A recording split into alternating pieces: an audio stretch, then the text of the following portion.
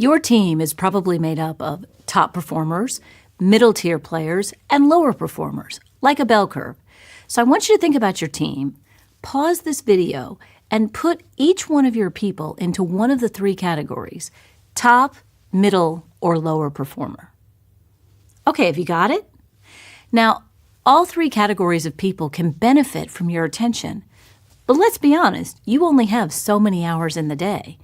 So who should you focus on? The short answer is everyone, but the longer answer is you don't focus on them all equally. It might seem like you don't need to bother your high performers with sales coaching, but nothing could be further from the truth.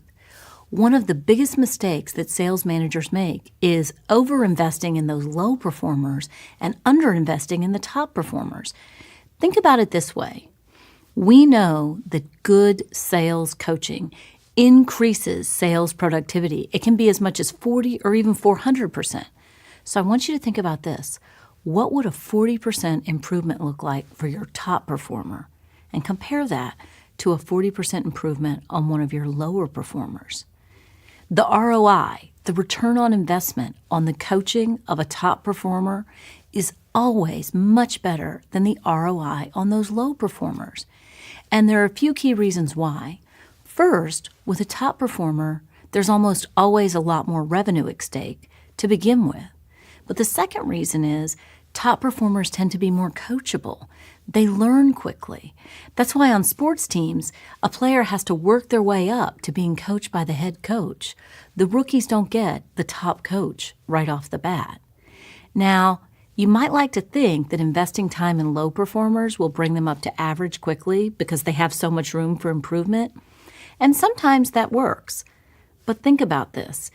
If they're truly a low performer, coaching them is usually difficult, and it just gives short-term incremental gains. You do need to spend time with those low performers, but the primary purpose of coaching a low performer is to determine, can coaching improve this person quickly, or do they just need to move on?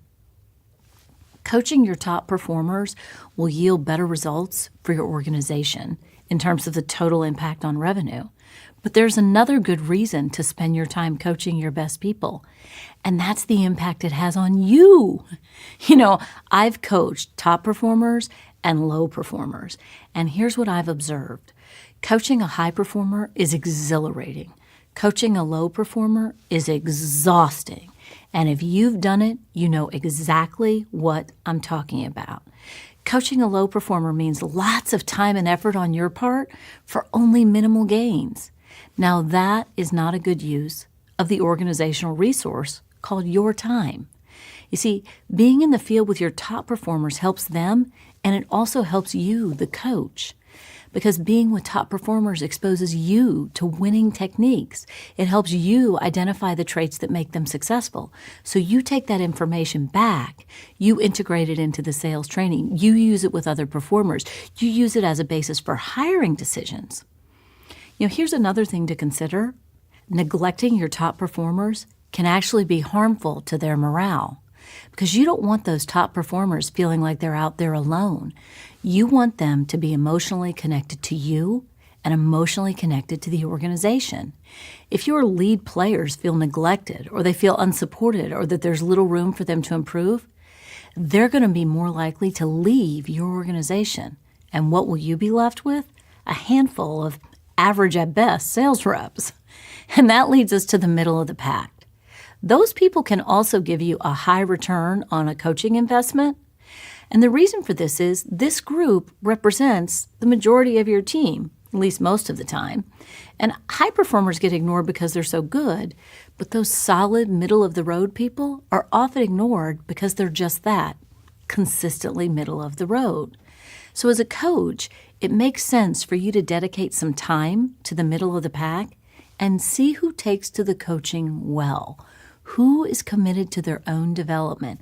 Then focus your efforts on those reps, because those are the people who have the potential to be your top performers.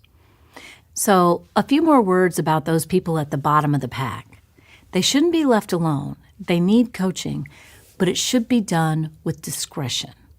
An important thing to remember in deciding who to coach and who not to coach is the concept of sunk cost. One of my mentors, Marshall Goldsmith, once told me, one of the biggest reasons people make bad decisions in business is because they're overattached to their sunk cost. So just because you hired the person and you thought they'd be great, or maybe you've gone on 20 intensive coaching calls with them, or you put them on a performance improvement plan, if you're only seeing minimal improvement, cut your losses. Just because you've spent a lot of time and money doesn't mean you need to spend more time and money. That time and money is already gone. Spending more isn't going to bring it back. Your time is the only thing you cannot make more of. So invest your coaching time into the people who are going to benefit the most.